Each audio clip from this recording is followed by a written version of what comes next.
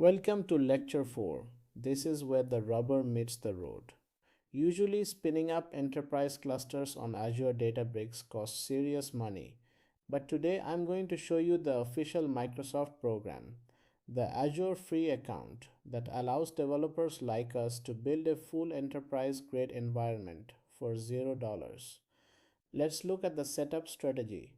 In the past, you needed a complex setup with a corporate email to get certain features. Good news, that is no longer necessary for our modern stack. We are going to use the standard Azure free account. You can sign up using your personal Gmail, Outlook, or Hotmail address. This account gives you immediate access to the full Azure portal, allowing us to deploy storage, key vaults, and Databricks workspaces just like a Fortune 500 company.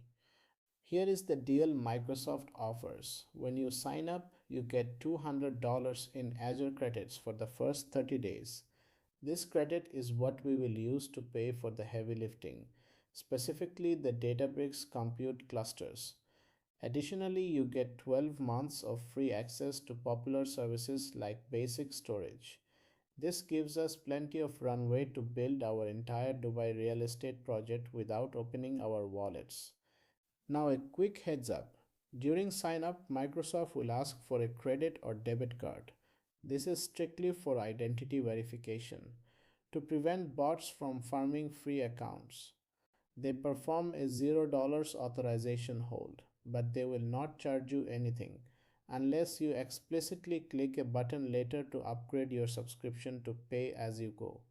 So don't worry, as long as you stay within the free tier limits I show you, your wallet is safe. Before we start clicking, I need to give you one serious warning. The cloud charges by the second. Even with free credits, you can burn through $200 in a few days if you are careless. The biggest culprit is the Databricks cluster. If you leave it running overnight, it's like leaving a taxi meter running while you sleep.